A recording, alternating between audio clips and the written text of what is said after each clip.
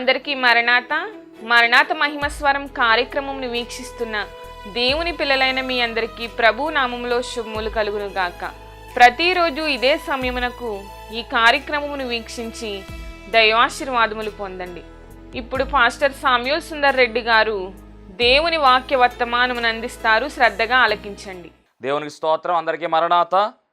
దేవుడు అనుగ్రహించిన ప్రాముఖ్యమైన సమయంలో దేవుని వాక్యాన్ని ధ్యానించుకుందాము. ముందుగా పరిశుద్ధ వేద గ్రంథంలో వాక్య భాగం చదువుకుందాము. మత్తయి సువార్త 5వ అధ్యాయము 4వ వచనం చదువుదాము. మత్తయి సువార్త 5వ అధ్యాయము 4వ వచనము.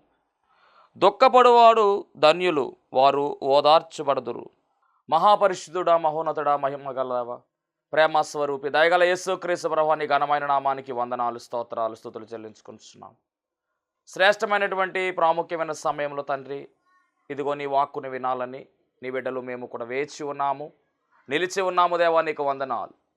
ఆశపడుచున్నాము తండ్రి, నీకు స్తోత్రాలు.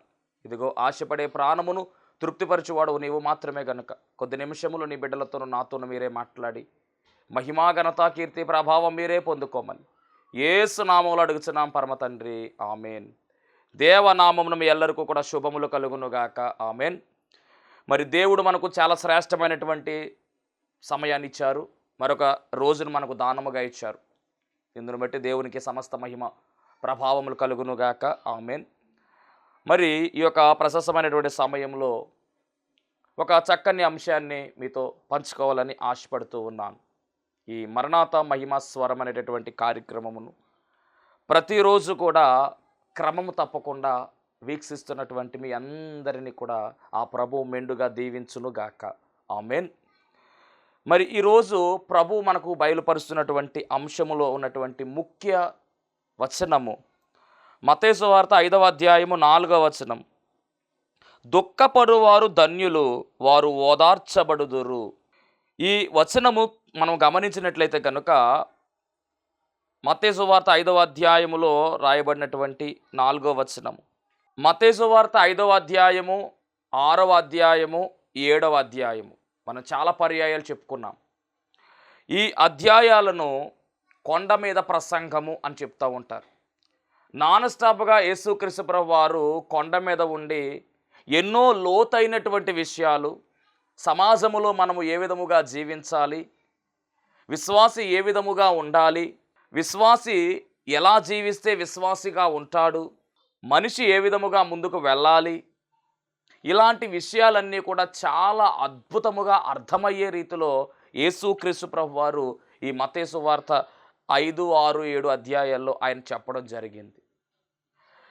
దీనిని బోధనా కొండ అన్నారు. ఈ బోధనా కొండలో ఉన్నటువంటి విశిష్టమైనటువంటి అంశాలు, యేసుక్రీస్తు ప్రభువు వారు ఏ మాటలైతే చెప్పారో వాటన్నిటిని కూడా ఆయన నెరవేర్పు కలిగించినట్టుగా కూడా మనం గమనించాలి. ఉదాహరణగా చెప్పాలి అంటే కనుక, నీ శత్రువును కూడా ప్రేమించు, వారి కొరకు ప్రార్థించు అనేటటువంటి మాట ఇక్కడ ఈ అధ్యాయంలో మనకు కనబడుతూ ఉంది. మత్తయి సువార్త 5వ అధ్యాయము 44వ వచనము, 43వ వచనం చదివితే కనుక మనకు ఆ విషయాలు కనబడుతున్నాయి.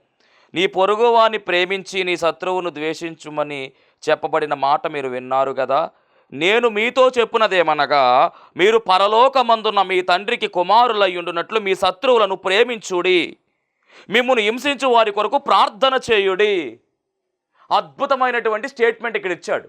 యేసుక్రీస్తు ప్రభువు వారు చెప్పడం మాత్రమే కాదండి, చేసి చూపించే దేవుడై ఉన్నాడు. ఈ మాటను గమనించాలి. మిమ్మల్ని హింసిస్తున్న వారి కొరకు ప్రార్థన చేయండి, శత్రువులను ప్రేమించండి అన్నారు. బోధనా కొండ మీద చెప్పినటువంటి ఈ మాట ఏదైతే ఉందో అదే మాట కలువరి కొండ మీద యేసుక్రీస్తు ప్రభువు వారు చేసి చూపించారు. ఆయన హింసిస్తున్న వారిని ఆయన క్షమించాడు, ఆయన హింసిస్తున్న వారిని ఆయన ప్రేమించాడు. అంత మాత్రమే కాదు, ఆయనను అంతలా హింసించినా కానీ వారి కొరకు ప్రార్థన చేశాడు. అది గొప్ప విషయము. మీ శత్రువుల కొరకు మీరు ప్రార్థన చేయండి అన్నారు. ప్రేమించాలి, ప్రార్థన చేయాలి. విజ్ఞాపన ప్రార్థన చేశాడు. మనందరికీ తెలుసు, తండ్రి వీరేమి చేయుచున్నారో వీరెరుగురు కనుక వీరిని క్షమించండి అనేటువంటి ప్రార్థన అక్కడ కనబడుతూ ఉంది. అంటే యేసుక్రీస్తు ప్రభువు వారు ఏదైతే చెప్పారో అదే చేశారు. ఈ విషయాలన్నీ కూడా మరి ఈ అద్భుతమైనటువంటి ఈ అధ్యాయం 5వ అధ్యాయం, 6వ అధ్యాయం, 7వ అధ్యాయంలో మనం చూడవచ్చు. చాలా ప్రాముఖ్యమైనటువంటి అధ్యాయాలు, అనేక మందిని ప్రభావితము చేసినటువంటి అధ్యాయాలుగా కూడా వీటిని చెబుతూ ఉంటాం. గొప్పవారు చాలామంది మరి గొప్పవారయ్యారు ఈ అధ్యాయాలు చదివినటువంటి వారు. వారి యొక్క స్థాయి మారింది, వారి యొక్క స్థితి మారింది, వారి బ్రతుకు మారింది. మనము కూడా ఈ అధ్యాయాలను చదవలసిన వారమై ఉన్నాం. వాక్యం వింటున్నటువంటి దైవ జనాంగమ గమనించండి, మత్తయి సువార్త 5, 6, 7 ఈ అధ్యాయాలు చదవండి. దేవుని ఆశీర్వాదాలు మనం మరిన్ని పొందుకునేటువంటి అవకాశము మనకు ఏర్పడుతుంది. మరి ఈ అధ్యాయములో మరి ఆయన మొదలుపెట్టినటువంటి మాటలు ఒకసారి మనం గమనిస్తే కనుక, ఆయన ఆ జనసమూహములను చూచి కొండ ఎక్కి కూర్చుండగా ఆయన శిష్యులు ఆయన యొద్దకు వచ్చిరి. అప్పుడు ఆయన నోరు తెరచి ఈలాగు బోధింపసాగెను, ఆత్మ విషయమై దీనులైన వారు ధన్యులు, పరలోక రాజ్యము వారిది.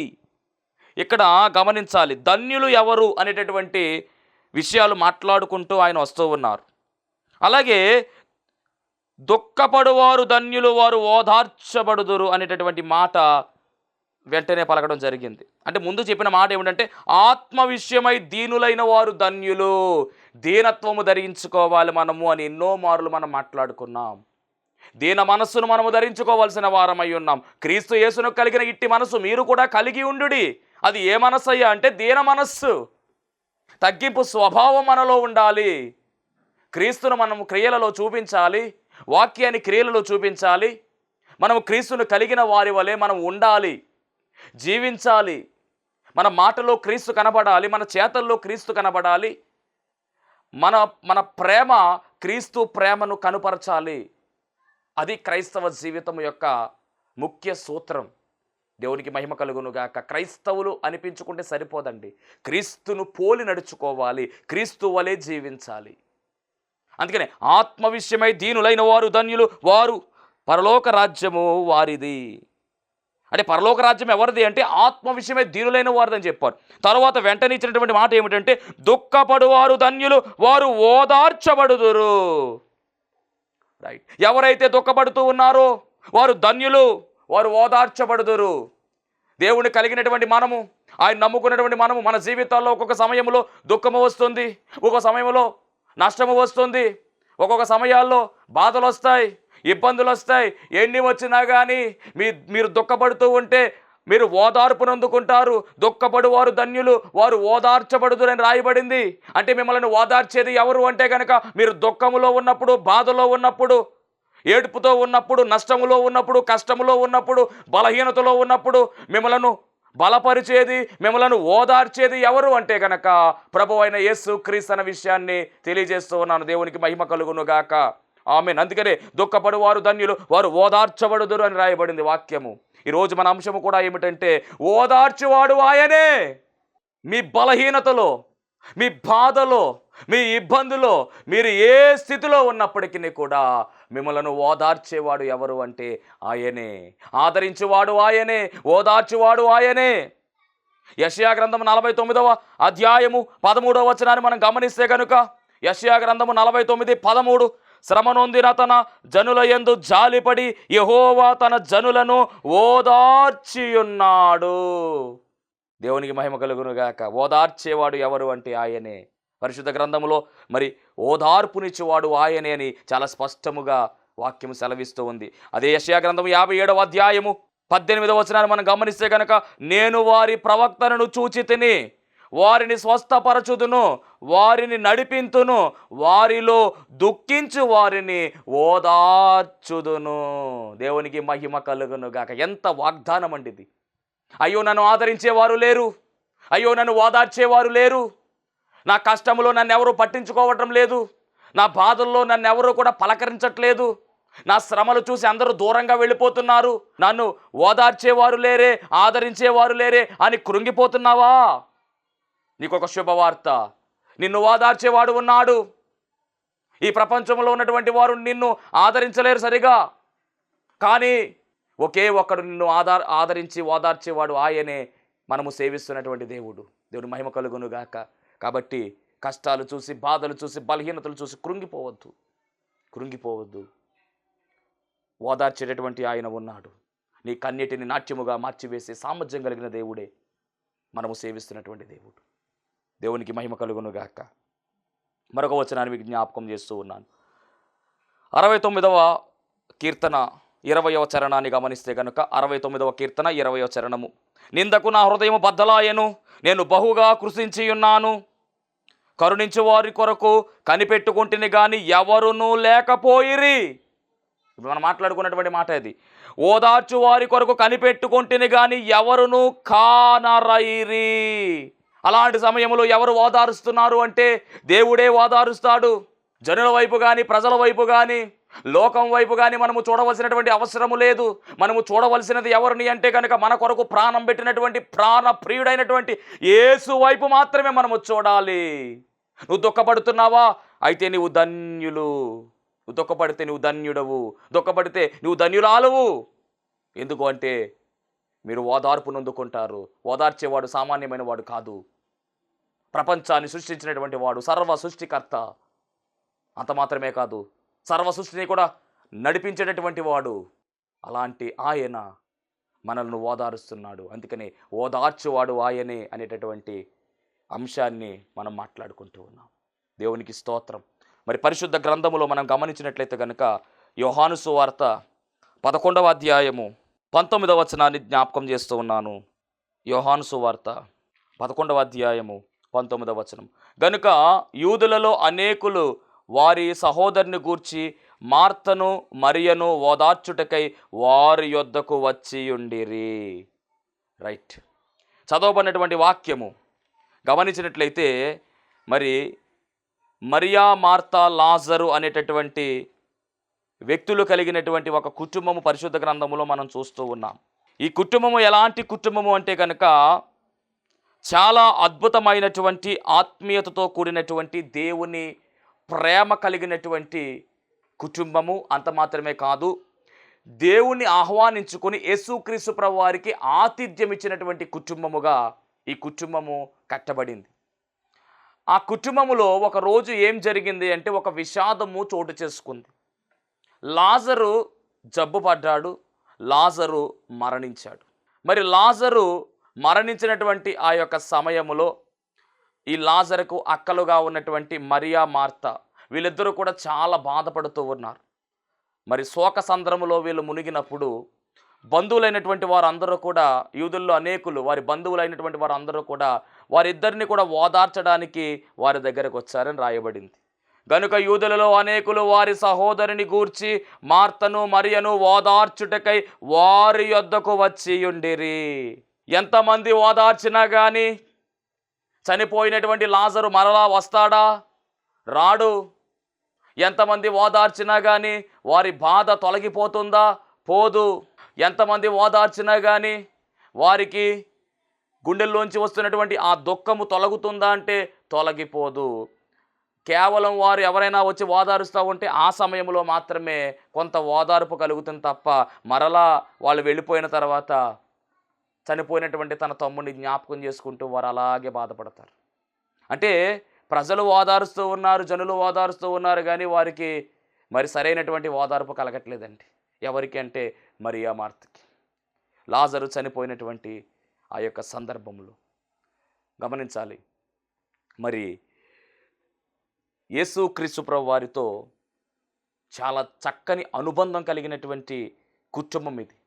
గమనించండి, లూకా సువార్త 10వ అధ్యాయం మనం చూస్తే కనుక అక్కడ మొదలవుతుంది వీరి యొక్క ప్రస్తావన. అది కూడా జ్ఞాపకం చేస్తాను. లూకా సువార్త 10వ అధ్యాయము 38 నుంచి మనం చూసినట్లయితే, అంతటి వారు ప్రయాణమైపోవచ్చుండగా ఆయన ఒక గ్రామంలో ప్రవేశించెను. మార్తాను ఒక స్త్రీ ఆయనను తన ఇంట చేర్చుకొనెను. రైట్, మార్త అనేటువంటి స్త్రీ ఆయన తన ఇంట చేర్చుకొనెను. అంటే యేసుక్రీస్తు ప్రభువు వారు బేతనీ అనేటువంటి ప్రాంతం గుండా వెళ్ళిపోతూ ఉంటే ఈ మార్త అనేటటువంటి ఆమె యేసుక్రీస్తు ప్రభువు వారిని మరి తన గృహంలోనికి ఆహ్వానించుకొని ఆయన్ని కూర్చోబెట్టింది. తర్వాత మరియ వచ్చి ఆయన పాదాల దగ్గర కూర్చున్నట్టుగా మనం పరిశుద్ధంగా మనం చూస్తూ ఉంటాం.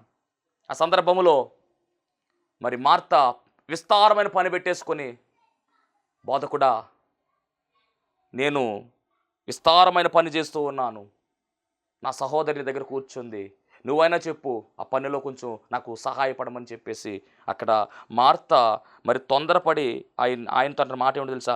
చింత లేదా, నీకు చింత లేదా మార్త విస్తారమైన పని పెట్టుకున్నట్టు తొందరపడి ఆయన ఎద్దుకు వచ్చి, ప్రభువా, నేను ఒంటరిగా పని చేయుటకు నా సహోదరి నన్ను విడిచిపెట్టినందున నీకు చింత లేదా అనేటువంటి మాట కూడా ఆమె పలుకుతూ ఉంది.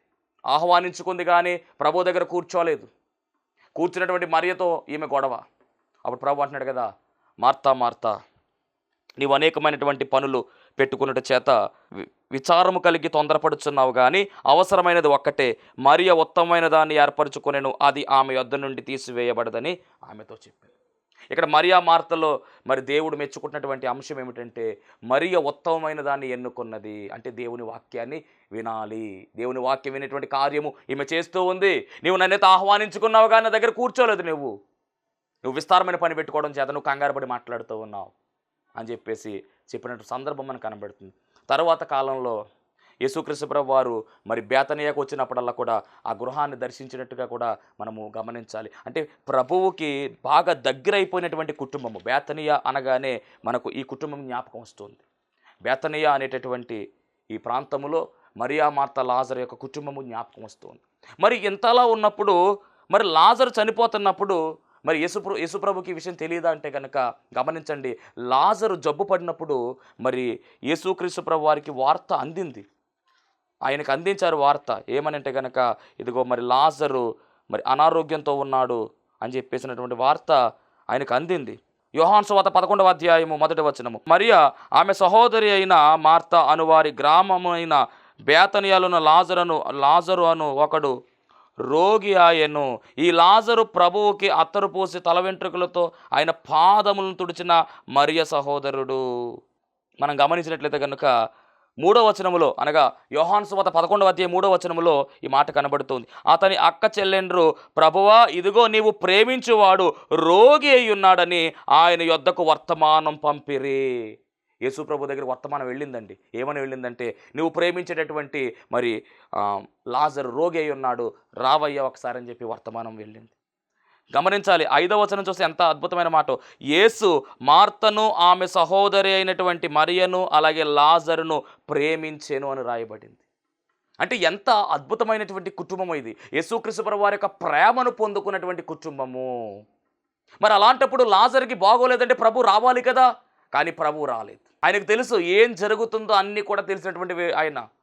సర్వ సృష్టికర్త ఆయన, సర్వాంతర్యామి ఆయన, సర్వము ఎరిగినవాడు ఆయన, సర్వోన్నతుడు ఆయన, ఎల్ షదాయ్.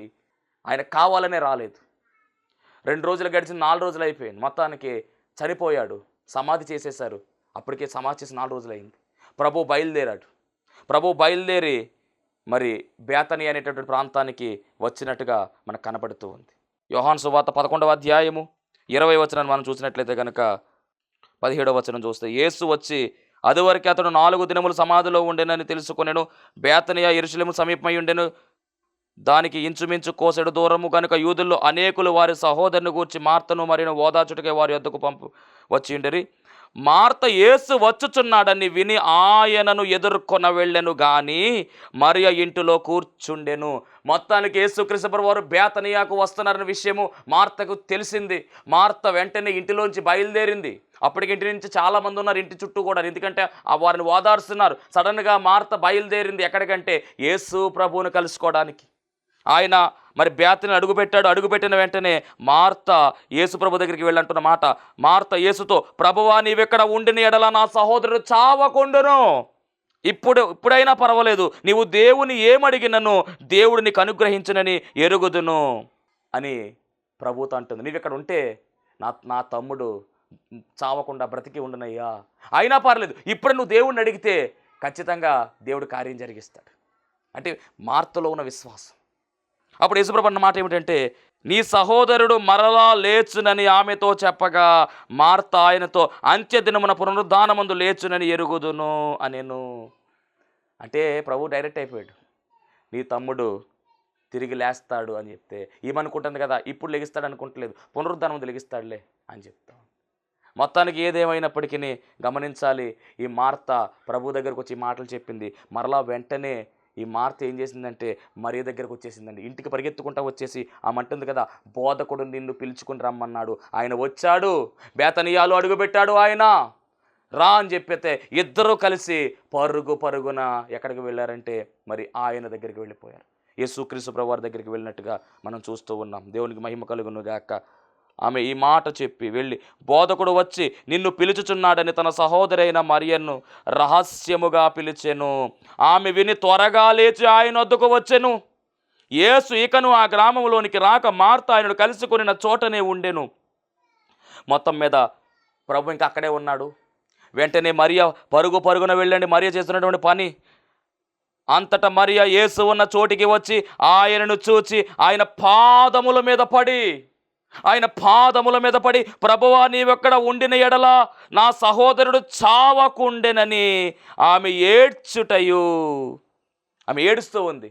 కన్నీరుతో ఆయన్ని అడుగుతూ అని చెప్తున్న మాట, ప్రభువా నీవెక్కడ ఉండిన ఎడల నా సహోదరుడు చావకుండా బ్రతికి ఉండునయ్యా అని ఆమె ఏడుస్తూ ఉంటే, ఆమె ఏడ్చుటయు ఆమెతో కూడా వచ్చిన యూదులు ఏడ్చుటయు యేసు చూచి కలవరపడి ఆత్మలో మూలుగుచ్చు అతన్ని ఎక్కడ ఉంచారని చెప్పేసి మరి ప్రభు అడుగుతున్నాను. అంత మాత్రమే కదండి, యేసు కూడా కన్నీళ్లు విడిచినట్టుగా రాయబడింది.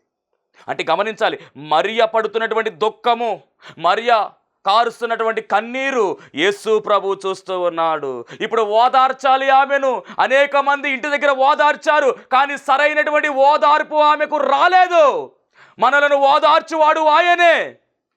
నువ్వు బాధలో ఉన్నావో, బలహీనతలో ఉన్నావో, ఇబ్బందులో ఉన్నావో, ఇరుకులో ఉన్నావో, నీ సమస్య ఏదైనప్పటికీ వాక్యం ఇచ్చినటువంటి సహోదరి, నిన్ను ఓదార్చడానికే నా దేవుడి మాటలు నీతో మాట్లాడుతూ ఉన్నాడు.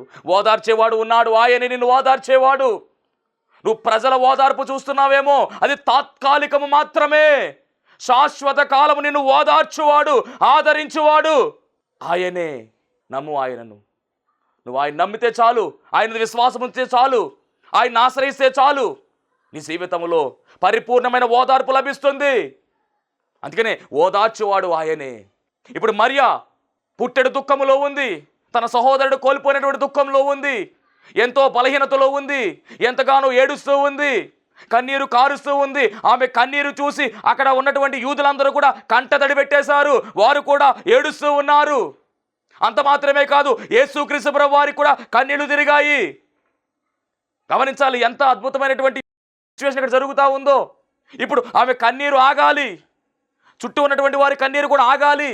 అంటే ఆమెకు ఓదార్పు కావాలి. వెంటనే ప్రభు అంటున్నాడు కదా, ఎక్కడ పెట్టారు లాజర్ని అంటే తీసుకుని వెళ్ళారు. అప్పుడు ప్రభు అంటున్నాడు, ఇదిగో సమాధి తెరవండి అన్నారు, ఆ రాయి పొరలించండి అన్నారు. మార్త అంటుంది కదా, ప్రభువా చనిపోయి 4 రోజులు అయ్యింది, కంపు కొడుతుందేమో అంటూ ఉంటే, అప్పుడు ప్రభు అంటున్నాడు, నీకు ముందే చెప్పాను కదా, నువ్వు నమ్మిక మాత్రం ఉంచు, దేవుని కార్యాన్ని చూస్తావు అని చెప్తే మార్త సైలెంట్ అయిపోయింది. వెంటనే లాజర్ని మరి ఆయన పిలిచినట్టుగా మనం చూస్తూ ఉన్నాం. లాజరు అని పిలవగానే వెంటనే ఆ కట్లు కట్టినటువంటి లాజరే బయటకు వచ్చాడు. చనిపోయినటువంటి శవము, చనిపోయినటువంటి లాజరు, పేద వస్త్రాలు చుట్టబడి ఉన్నాయి, వాటితోనే కట్లతోనే బయటకు వచ్చేసాడు. కట్లు విప్పారు, చచ్చిపోయినటువంటి లాజరు సజీవముగా బయటకు వచ్చాడు. ఇప్పుడు ఆమెకు ఓదార్పు కలిగిందా, కలగలేదంటే శాశ్వత కాల ఓదార్పు కలిగిందా ఆమెకు? మరి ప్రజలు ఏమైనా ఓదార్చగలరా? ఇలాంటి ఓదార్పు ఎవరిస్తారు? ప్రభువు ఇవ్వగలరు. ప్రజలు కేవలము ఆమెను ఓదార్చి వెళ్ళిపోతారంతే. కానీ లాజరు లేని లోటు తీరుతుందా? తీరదు. కానీ లాజరు లేని లోటు ప్రభు తీర్చాడు. అంటే లాజర్నే మరలా బ్రతికించి ఇచ్చేశాడు. ఇక ఆ ఇంట్లో ఎంత ఆనందమో. ఓదార్పు కలిగిందా, కలగలేదా? దీన్నే శాశ్వత కాల ఓదార్పు అంటారు. తాత్కాలికమైన ఓదార్పు కాదు. ప్రభువును కలిగి ఉంటే నీ జీవితంలో కూడా నిన్ను ఓదార్చేవాడు ఆయనే. దేవునికి మహిమ కలుగును గాక. చావు ఇల్లు కాస్త పండగిల్లుగా మారిపోయింది. అంత మాత్రమే కాదండి, గమనించాలి, మరియా, మార్త, లాజరు అద్భుతమైనటువంటి సువార్త పరిచర్యలో వాడబడినట్టుగా మనం చెప్పొచ్చు బైబిల్ గ్రంథములో. యోహాను సువార్త 12వ అధ్యాయం మనం గమనిస్తే కనుక, యేసుక్రీస్తు ప్రభువు వారు మరి ఒక విందుకు వెళ్ళినప్పుడు, ఆ యొక్క విందులో బేతనియా అనేటటువంటి ప్రాంతం, అక్కడే విందు జరుగుతూ ఉన్నది, సీమోని ఇంట జరుగుతూ ఉన్నప్పుడు ఆ విందుకు యేసుక్రీస్తు ప్రభువు వారితో పాటు ఈ లాజరు కూడా వెళ్ళినట్టుగా, ఆయనతో కూర్చుని భోజనము చేసినట్టుగా 12వ అధ్యాయం 2వ వచనంలో మనం చూస్తూ ఉన్నాం. మార్త ఉపచారము చేసెను, లాజరు ఆయనతో కూడా భోజనమునకు కూర్చుండెను. అదే సమయంలో మరియ వచ్చి ఆయన పాదముల మీద అత్తరు పూసి తన తల వెంట్రుకలతో తుడిచినటువంటి సందర్భము అక్కడ రాయబడింది. అంటే ప్రభువు పనిలో అద్భుతమైనటువంటి రీతిలో ఈ కుటుంబం వాడబడిందండి. ఓదార్పు నొందుకున్నటువంటి కుటుంబముగా ఈ కుటుంబం కనపడుతూ ఉంది. అలాగే మనం గమనించినట్లయితే లూకాసు వార్త 7వ అధ్యాయము 11 నుంచి 17 వచనాలు మనం గమనిస్తే అక్కడ నాయీను అనేటువంటి ప్రాంతమునకు చెందినటువంటి ఒక వెధవరాలు తనకున్నటువంటి ఏకైక కుమారుణ్ణి, యవన ప్రాయములో ఉన్న కుమారుణ్ణి కోల్పోయింది. ఆ కుమారుడు చనిపోయాడు. పాడి మీద ఎక్కించారు, తీసుకెళ్ళిపోతా ఉన్నారు సమాధి చేయడానికి. ఈలోపు గమనించాలి, ఆ యొక్క పాడి ముందు ఈ తల్లి రొమ్ములు బాదుకుంటూ ఏడ్చుకుంటూ వెళ్ళిపోతుంది. కరెక్ట్గా అదే సమయానికి యేసుక్రీస్తు ప్రభువు వారు ఆపోజిషన్ డైరెక్షన్లో ఆయన నడుచుకుంటూ వస్తున్నారు. ఈమె ఏడ్పు, ఈమె పడుతున్నటువంటి వేదన, ఈమె కన్నీరు ఆయన చూచాడు. ఇప్పుడు ఆమెను ఓదార్చాలి అంటే ఎవరి వల్ల సాధ్యమవుతుంది? ఎవరైనా ఓదార్చగలరా ఆమెను అంటే కనుక ఎవ్వరూ కూడా ఆమెను ఓదార్చలేరు. కాబట్టి ప్రభు ఆమె దగ్గరకు వచ్చాడు. అమ్మా, నువ్వేమి భయపడద్దు, నువ్వేం బాధపడకమ్మా అని చెప్పి అన్నారు. వెంటనే పాడి దగ్గరికి వెళ్ళి ముట్టుకొని ఆ యొక్క చనిపోయినటువంటి ఆ కుమారుణ్ణి లేవనెత్తాడు. ఆమెకు అప్పచెప్పాడు. ఆమె ఎంత సంతోషించిందో, శాశ్వత కాలమైనటువంటి ఓదార్పు ఆమె పొందుకుంది. కాబట్టి ఓదార్పునిచ్చేవాడు ఎవరు అంటే ఆయనే. నువ్వు సమస్య చూసి, శోధన చూసి భయపడవలసిన అవసరం లేదు. నువ్వు ఎలా ఉన్నప్పటికీ కూడా నిన్ను ఓదార్చడానికి ఆయన ఉన్నాడనే విషయాన్ని ఈరోజు వాక్యం ద్వారా మనం నేర్చుకుంటూ ఉన్నాం.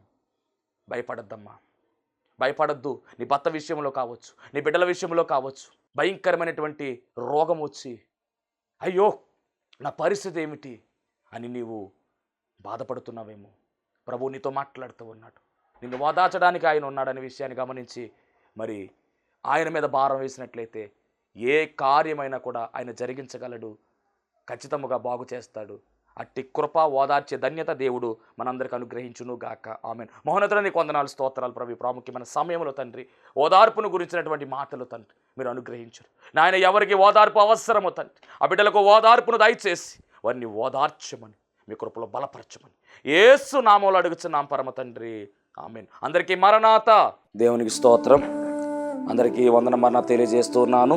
మరణాత మహిమస్వరం అనే ఆధ్యాత్మిక కార్యక్రమాన్ని వీక్షిస్తున్న మీ అందరికీ కూడా మరొక పర్యాయము ప్రభు పేర వందన మరణాత తెలియజేస్తూ ఉన్నాను. మరి ఈ కార్యక్రమము ఎంతో ఆశీర్వాదంగా ఉందని, ఈ కార్యక్రమం ద్వారా ఎన్నో మేలు పొందుకున్నామని మరి మీరు అందరూ కూడా ఫోన్ కాల్ చేస్తూ ఉన్నారు. చాలా సంతోషము. ఎన్నో అద్భుత ఆశ్చర్యకార్యాలు దేవాదేవుడు ఈ కార్యక్రమం ద్వారా జరిగిస్తూ ఉన్నారు. దేవుని నామమునికి మహిమ కలుగునుగాక. మరి మీరు చూస్తున్నటువంటి ఈ యొక్క షెడ్ గురించి గతంలో మీకు చెప్పడం జరిగింది. యజమానుడు మరి దీన్ని బేరం పెట్టారని చెప్పేసి, దీన్ని తీసుకుంటే ఇక్కడ ఆరాధన జరుగుతుంది, లేకపోతే మనం బయటికి వెళ్ళాలనేటువంటి పరిస్థితిని మీకు చెప్పినందుకు చాలామంది మరి సహకరించారు. కొంతమంది మరి అమౌంట్ పంపించడం జరిగింది, అలాగే ప్రార్థన చేయడం జరిగింది. దేవుని మహాకృపను బట్టి పంపించినటువంటి కొంత అమౌంట్ మరి యజమానుడికి కట్టడం జరిగింది. ఇంకా చాలా అమౌంట్ మనము వారికి ఇవ్వాల్సి ఉంది. కనుక మరి ఈ కార్యక్రమాన్ని వీక్షిస్తున్నటువంటి మీకు ఎవరికైనా కనుక ప్రేరేపణ కలిగినట్లయితే కనుక మరి మీ వంతు సహకారాన్ని అందించండి. ఈ దేన సేవకునికి మీ యొక్క సహకారం అందించి ఈ సేవను మరి ముందుకు వెళ్ళేలాగా సహకరించవలసిందిగా ప్రభు పేరు తెలియజేస్తూ ఉన్నాను. మీకు ఎవరికైనా కనుక మరి ప్రేరేపణ కలిగినట్లయితే కనుక స్క్రీన్ మీద కనపడుతున్నటువంటి ఆ నెంబర్కి ఫోన్పే చేయండి, లేదా ఫోన్ చేసినట్లయితే కనుక నేనే స్వయంగా మాట్లాడతాను. మీ సహకారాన్ని అందించండి. ప్రభు పనిలో మీరు కూడా పాలి భాగస్తులు కావాల్సిందిగా ప్రభు పేరు తెలియజేస్తున్నాను. అందరికీ మరణాత.